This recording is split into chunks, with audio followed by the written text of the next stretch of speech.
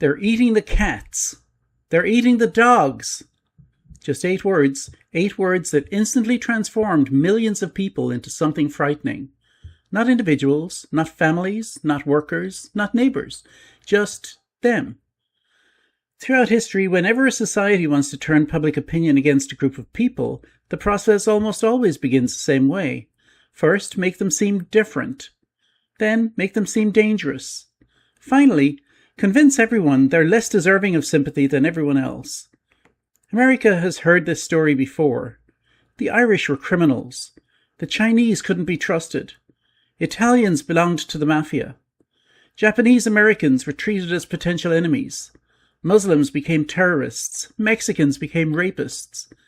Now, according to some politicians and commentators, Haitian immigrants are supposedly eating our family pets. Whether these accusations are true isn't really the point of today's discussion. The much bigger question is why stories like this spread so easily and why we're so willing to believe them. Because beneath every immigration debate lies a much deeper question. Who actually has the right to be here? And perhaps the most uncomfortable question of all, if arriving somewhere without permission makes someone an illegal immigrant, what exactly were the first European settlers? America often describes itself as a nation of immigrants. The phrase is repeated so often that it has almost become a cliché. Yet it contains an extraordinary contradiction, because while Americans proudly celebrate the journeys made by their own ancestors, many are deeply uncomfortable with people making that same journey today. Take almost any American family and trace their history back far enough. Irish, German, Italian, English, Polish, Chinese, Mexican, Nigerian, Indian, Vietnamese, Cuban, Korean. The overwhelming majority of Americans can point to a time when someone in their family crossed an international border looking for a better life. Sometimes fleeing war, sometimes escaping famine, sometimes searching for opportunity, sometimes simply hoping their children might have a future unavailable at home. The reasons haven't changed very much, only the people making the journey have. It's easy to celebrate immigration once it's safely in the past. When it's your great-grandparents arriving through Ellis Island, it's courage. When it's someone arriving today from Haiti, Venezuela, or elsewhere, political arguments often turn it into something entirely different. History has a remarkable way of changing heroes into problems, depending solely on which generation we're talking about. There's another question that rarely receives much attention. Who actually owned America before Europeans arrived? Long before Columbus, long before Jamestown, long before the Declaration of Independence. Millions of indigenous people already lived across North America. They had governments, trade routes, agriculture, cultures, languages, religions, entire civilizations. Then Europeans arrived. Some came peacefully, many did not.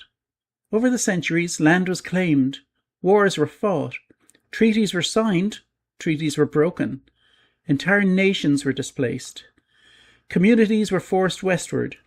Eventually, many Native Americans found themselves confined to reservations within lands they had inhabited for thousands of years. Today, we often describe this as colonization. But imagine explaining these events without using that word. Imagine describing people arriving from another continent, settling on occupied land, ignoring existing governments, using military force, and eventually claiming ownership. Many people would ask an uncomfortable question. If crossing into someone else's land without permission makes someone an illegal immigrant today, how should history describe those first European arrivals? This isn't a legal question. Modern immigration law simply didn't exist in the 17th century. It's a moral question. Because legality depends on whoever writes the laws. Morality asks something entirely different. Was it right? So can a human be illegal? Language matters, perhaps more than we realize. For decades, politicians and media organizations have debated a seemingly simple phrase, illegal immigrant. Others prefer undocumented immigrant, or unauthorized migrant. These aren't merely different words, they reflect very different ways of seeing another human being. Supporters of the phrase illegal immigrant argue that entering or remaining in a country without authorization violates immigration law and that the terminology reflects a person's legal status, not their humanity. Critics respond that while an action may violate the law, a person cannot literally be illegal. They argue that describing people primarily by an alleged legal violation can reduce complex human lives to a single label, making it easier to dismiss their stories and their dignity. This disagreement isn't just about grammar. It influences how voters think, how communities respond, how policies are supported or opposed. Because once a person becomes a label, it's much easier to stop seeing them as someone's mother, someone's father, someone's child, or someone who simply hopes tomorrow might be better than yesterday. And once that happens, fear can begin to replace empathy. But labels are only the beginning. Throughout history, the next step has often been even more powerful. Telling frightening stories about the people we've already decided don't belong. Stories that spread faster than facts. Stories that shape elections. Stories that change the lives of entire communities. And perhaps no recent story illustrates that better than 8 unforgettable words. They're eating the cats. They're eating the dogs. Fear has always travelled faster than facts. Long before social media, before 24-hour news, before the internet, rumours were already shaping elections, changing laws, and turning neighbours against one another. The formula is remarkably consistent. Identify a group that already feels different. Connect that group to danger. Repeat the story often enough, and eventually, many people stop asking whether it's true. Instead, they begin asking, what should be done about it? History is full of examples. Irish immigrants were portrayed as drunken criminals. Chinese immigrants were accused of stealing jobs and refusing to assimilate. Jewish communities were falsely accused of poisoning wells and manipulating governments. Japanese Americans were treated with suspicion after Pearl Harbor, leading to the internment of more than 120,000 people, most of them US citizens or lawful residents. Time and again, exaggerated or false narratives have helped justify discrimination against entire communities. In 2024, one of the most widely discussed examples came when claims circulated that Haitian immigrants in Springfield, Ohio were eating pets. The allegations spread rapidly through social media and political commentary, despite local officials saying they had found no credible evidence to support the claims. For the people in Springfield, the consequences were real. Residents reported heightened tensions. School and public buildings received threats. Family who had nothing to do with the rumour suddenly found themselves viewed with suspicion. Whether someone believed the story or rejected it, one fact remained. An accusation aimed at a few individuals had become a judgment passed on an entire community. And history suggests that once a stereotype takes hold, it can linger long after the original claim has been forgotten. Immigration isn't simply a policy issue. It's also one of the most powerful emotional issues in modern politics. Campaigns rarely win elections by discussing immigration paperwork. They win by talking about identity, safety, culture, jobs, national pride. The language used around immigration often reflects these priorities. Some politicians emphasize border security, arguing that every nation has both the right and the responsibility to control who enters its territory. Others emphasize humanitarian obligations, arguing that people fleeing violence, persecution, or extreme poverty deserve compassion and legal protection. Both perspectives resonate with different voters because they appeal to different values. But political messaging can become far more divisive when it shifts from debating policies to describing entire groups of people as criminals, invaders, or threats. Research consistently shows that emotionally charged messages, especially those invoking fear, can be more memorable than detailed policy discussions. That makes immigration a particularly powerful issue during election campaigns. This doesn't mean concerns about border security are illegitimate. Every sovereign nation establishes immigration laws and decides how those laws should be enforced. The challenge is ensuring that debates about enforcement don't become blanket judgments about millions of people who share nothing except a national origin or immigration status. When rhetoric paints with a broad brush, individuals disappear. Only categories remain. But if immigrants really are taking America's jobs, there's another question worth asking. Why do so many of these jobs remain difficult to fill without them? Every morning, before most Americans wake up, millions of workers are already in the fields, picking strawberries, harvesting lettuce, collecting tomatoes, milking cows, processing meat, packing produce.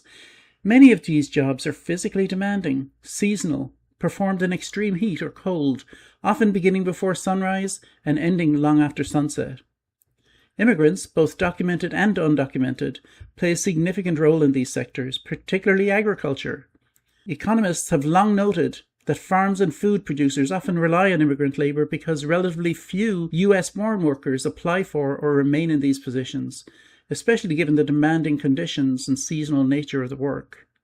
Critics argue that employers sometimes rely on undocumented labour because it can lower costs and make workers less likely to report unsafe conditions or labour violations. Supporters of stricter immigration enforcement counter that stronger border controls and workplace enforcement would encourage higher wages and greater investment in recruiting legal workers. The reality is complicated. Immigration isn't only about borders, it's also about economics. Consumers enjoy affordable food partly because someone is willing to perform difficult work for relatively modest pay. If that labour suddenly disappeared, food prices would likely rise. Some farms might reduce production. Others might close entirely. The debate then isn't simply whether America needs workers, it's how those workers should be recruited, protected, paid, and recognized.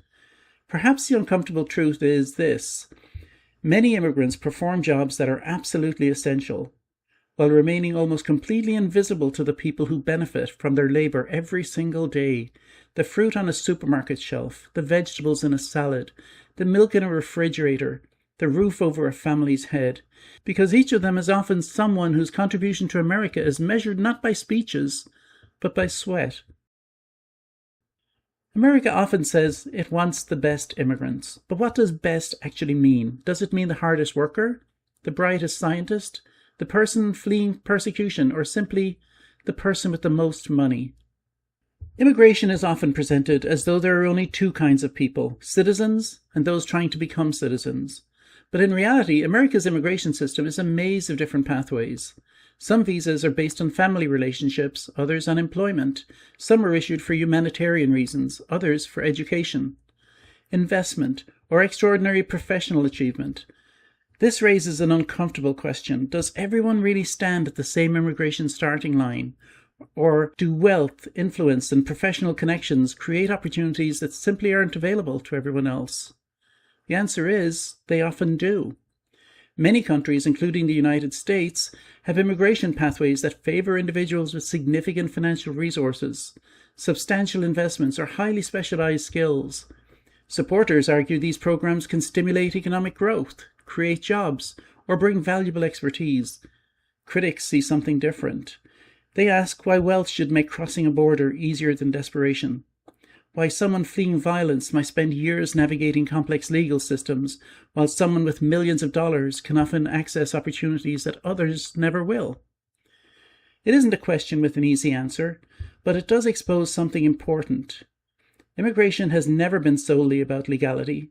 It has also been about priorities, about deciding which people are most welcome and why.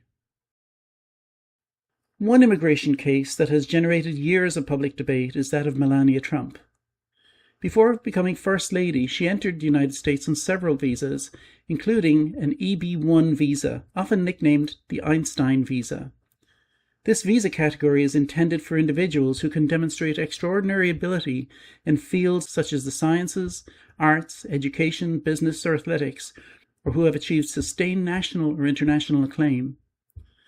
Supporters argue that successful international models can qualify if they meet the legal criteria and provide the required evidence. US immigration officials review these applications individually, and approval means the government concluded that the applicants satisfied the statutory requirements. Critics, however, have questioned whether Melania Trump's modelling career alone met the exceptionally high threshold that many people associate with the EB-1 category. They've also argued that applicants without comparable resources, professional representation, or influential connections might have found it far more difficult to navigate the same process. The important point isn't whether her visa was legal. There's no public evidence that it was obtained unlawfully. The more interesting question is whether immigration systems naturally favour people who already possess wealth, status, or access to powerful networks. If immigration is supposed to identify the people who contribute the most to society, how do we measure contribution? Is it a celebrity? Money? academic achievement, hard physical labour, raising children, building communities, or simply showing up every day to do work that no one else wants to do? There are questions that every society eventually has to answer. Perhaps the greatest irony of the immigration debate is that almost everyone can tell a story about how their own family came here. Some arrived centuries ago, others only recently. Some came with documents, some arrived before modern immigration law even existed. Some fled persecution, some chased opportunity. Some were brought here against their will through the transatlantic slave trade. Some were already here before anyone called this place America. Every family story is different, yet they all become part of the same national story. None of this means borders should disappear.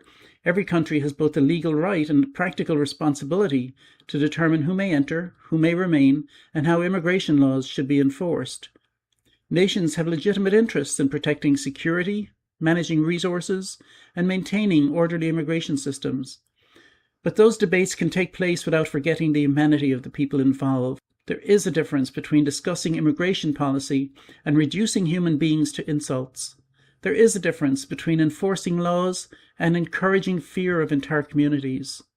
There is a difference between asking difficult questions and assuming millions of strangers are dangerous because of where they were born. History teaches us something remarkable. Every immigrant group was once viewed as someone else's problem. Then, given enough time, they became Americans. The children of yesterday's outsiders become today's neighbours. The grandchildren of today's immigrants may become tomorrow's teachers, soldiers, scientists, entrepreneurs, or perhaps even presidents. Maybe the question isn't whether America should debate immigration. Of course it should. The real question is this: can we have that debate without forgetting that behind every political slogan, every campaign advertisement, every statistic, and every headline stands a human being, someone loved by someone else, someone hoping for a better tomorrow, someone whose story may not be so different from our own? Because in the end, unless your ancestors were among the first peoples on this continent, your family story began somewhere else too. Perhaps remembering that doesn't answer every question about immigration, but it might change the way we ask them. If you like this video, please subscribe, and thank you for watching.